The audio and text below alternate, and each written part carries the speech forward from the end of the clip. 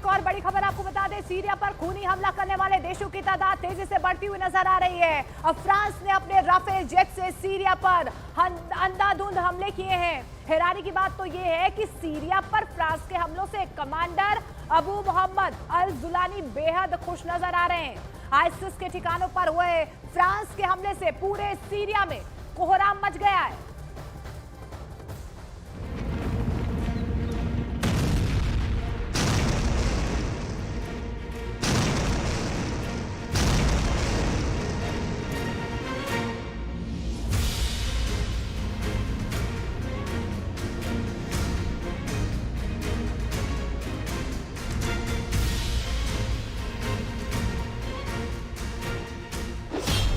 ISIS पर हमला, Syria पर गिरा पेरिस बम।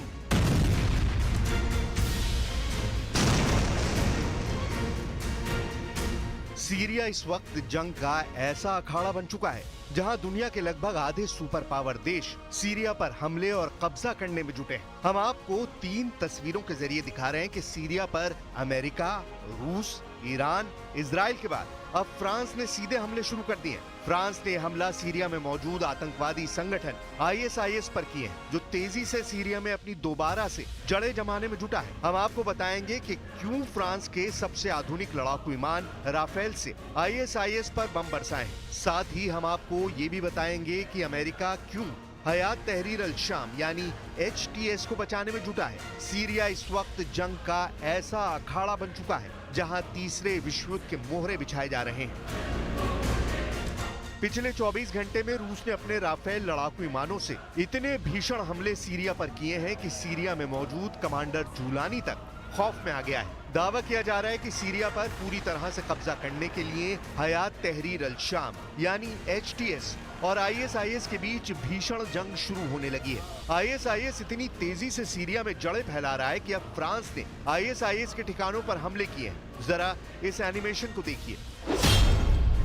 खबर के मुताबिक सीरिया में फ्रांस के राफेल जेट ने एक साथ मिलकर आईएसआईएस के ठिकाने उड़ा दिए हैं। दावा किया जा रहा है कि फ्रांसीसी राफेल जेट विमानों ने सीरिया में इस्लामिक आतंकवादियों के ठिकानों पर काफी बड़ी स्ट्राइक की है। फ्रांस के इस हमले में अमेरिकी ड्रोन विमानों ने काफी मदद की है। जो दावे किए गए उसके मुताबिक अमेरिकी ड्रोन ने आईएसआईएस के ठिकानों का पता लगाया और फिर इसकी जानकारी फ्रांस के राफेल जेट्स तक पहुंचाई। इसके बाद आईएसआईएस के ठिकाने और आतंकवादियों को उड़ा दिया गया।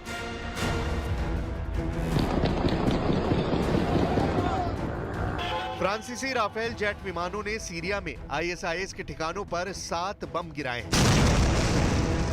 जिसमें 500 मीटर के दायरे में मौजूद आईएसआईएस के भारी हथियार और लड़ाके तबाह हो गए हैं। फ्रांसीसी रक्षा मंत्री के मुताबिक लड़ाकू विमानों ने अमेरिकी ड्रोन की मदद से 7 बम गिराए। फ्रांस का दावा है कि आईएसआईएस पर किए गए हमले पूरी तरह से सफल रहे हैं और आईएसआईएस को भारी नुकसान हुआ है।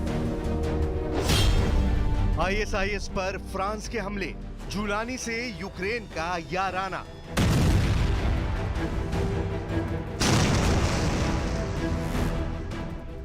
एक तरफ सीरिया में आईएसआईएस पर हमले हो रहे हैं तो वहीं दूसरी तरफ हयात तहरीर अल शाम यानी HTS के कमांडर जूलानी का रुतबा बढ़ाने के लिए यूक्रेन ने जोर लगाना शुरू कर दिया है। जरा ये तस्वीरें देखिए। सीरिया में असद के भागने और रूस का दबदबा खत्म होने के बाद यूक्रेन वहां एक्टिव हो गया है। यूक्रेन के विदेश मंत्री एंड्री सिबिहा ने सीरियाई विद्रोहियों के नेता अबू मोहम्मद अल जूलानी से मुलाकात की। ये तस्वीरें साबित करती हैं कि सीरिया में अब सबसे बड़ा नेता कमांडर जूलानी ही होगा। इसी मीटिंग के बाद सीरिया के विदेश मंत्री असद हसन अल शिबानी ने साफ कहा कि वो यूक्रेन के साथ रणनीतिक साझेदारी चाहते हैं।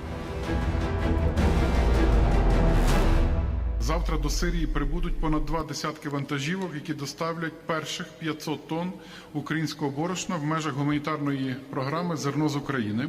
Перша партія загалом готові доставити у рази більше.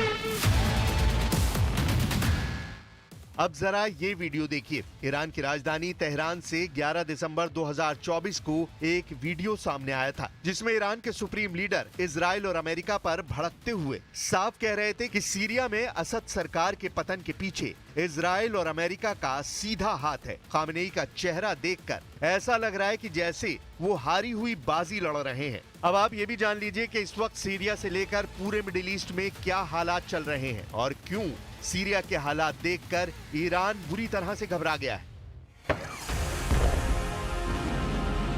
जो तस्वीरें सीरिया के गोलान हाइट्स और दूसरे इलाकों से आ रही हैं, उसमें साफ देखा जा सकता है कि इस वक्त इजरायली सेना ने गजा और लेबनान की बजाय सीरिया पर भीषण हमले शुरू कर दिए हैं। इजरायली हमलों से जुड़ी कुछ तस्वीरें तो ऐसी हैं जिन्हें देखकर फ्रांस, जर्मनी और ब्रिटेन तक चकरा गए हैं। फ्रांस ने तो यहाँ तक कह दिया है कि इजरायली सेना को सीरियाई इलाकों से तुरंत निकल जाना चाहिए। हालांकि वो अब खुद भी सीरिया में मौजूद ISIS ठिकानों पर हमला कर रहा है, जबकि जर्मनी और ब्रिटेन ने इजराइल से कहा कि वो सीरिया पर हमला करने में संयम और सावधानी बरते। लेकिन हैरानी की बात तो ये है कि इस वक्त इजरायली प्रधानमंत्री नेतन्याहू किसी की भी बात नहीं सुन रहे हैं और पूरे सीरिया पर हमले कर रहे हैं। जरा देखिए इजरायली सेना ने सीरिया का क्या हाल किया है।